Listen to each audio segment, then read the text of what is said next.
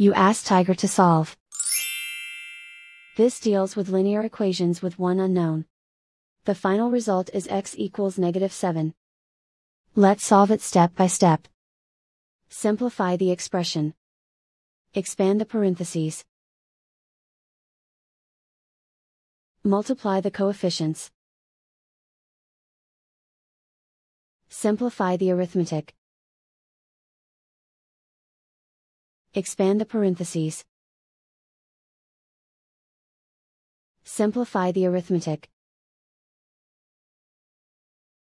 Group all constants on the right side of the equation. Add 2 to both sides. Simplify the arithmetic.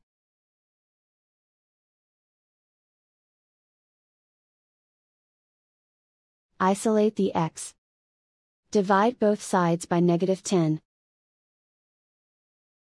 Cancel out the negatives. Simplify the fraction. Move the negative sign from the denominator to the numerator. Find the greatest common factor of the numerator and denominator. Factor out and cancel the greatest common factor. And so the final result is x equals -7.